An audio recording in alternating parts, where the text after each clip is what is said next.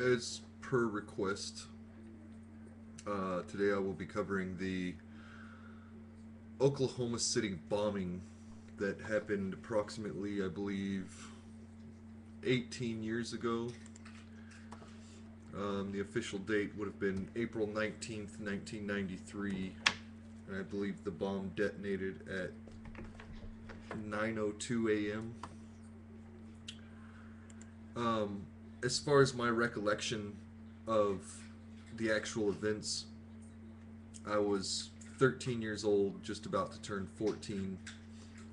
Um, I don't really remember a whole lot, though you have to remember I was in combat twice and I've been around and been in a lot of explosions, so my memory is not as good as it used to be.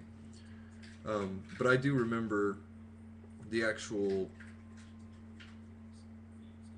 images from the news on that day or around that day, as well as I remember the courtroom drawings of Timothy McVeigh and the prosecutor and the judge and stuff like that. But as far as like the details of it, I don't really recall. That was over half my life ago.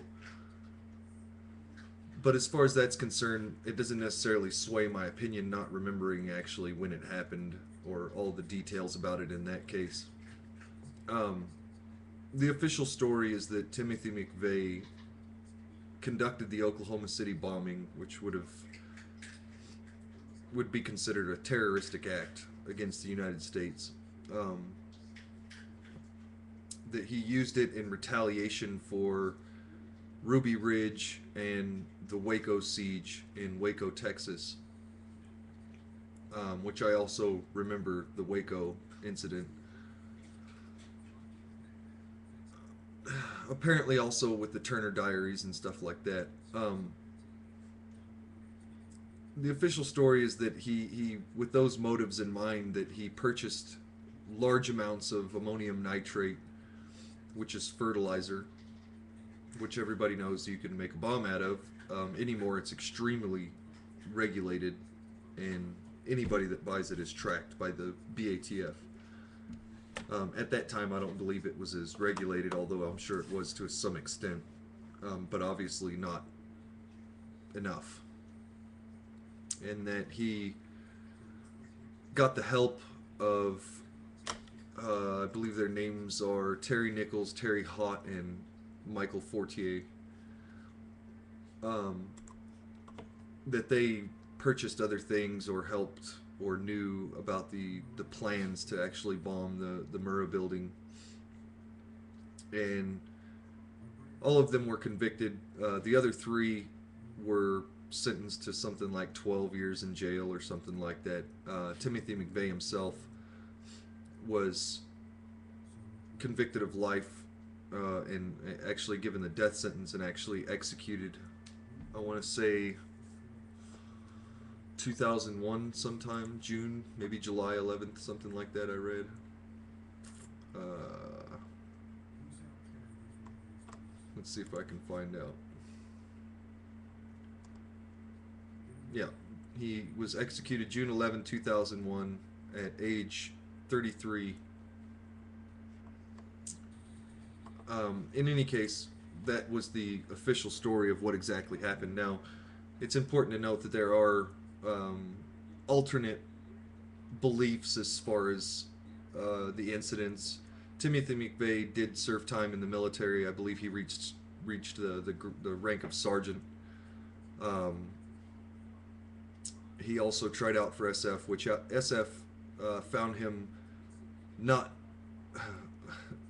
mentally competent, basically, or did not fit in with the SF ideals psychologically.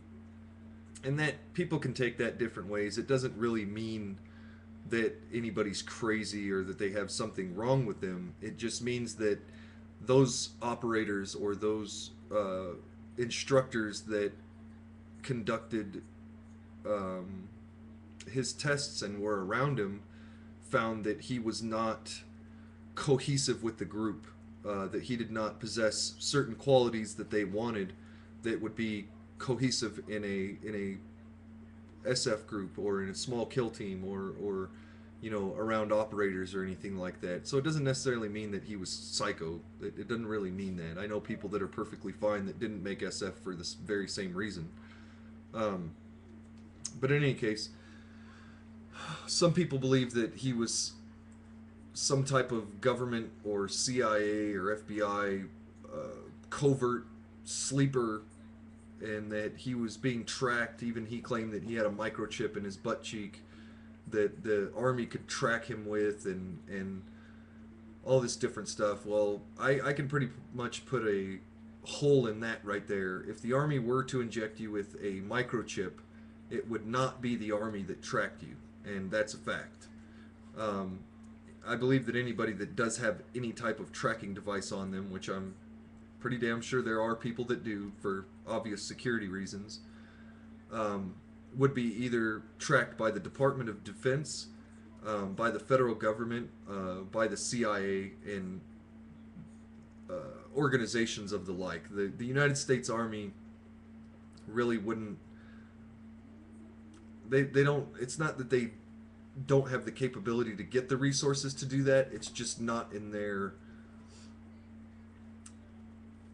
area. It's not their area of expertise to be doing stuff like that. Usually when you have a mission or a person that is extremely highly skilled like some of those people are, the army really does not have universal command of that. Usually it's something higher than the army, i.e. the CIA, the Department of Defense, maybe even the president for all we know. It would be any number of things outside of the army, so I can pretty much put a hole in that right away. The other thing that I would put a hole in as far as the story of him being some type of government sleeper is that purportedly he used a fuse to detonate the bomb. Now, if a government organization was to carry out an attack like that, they would make 100% sure that it was going to be successful, because that's how tactically minded people are. They plan things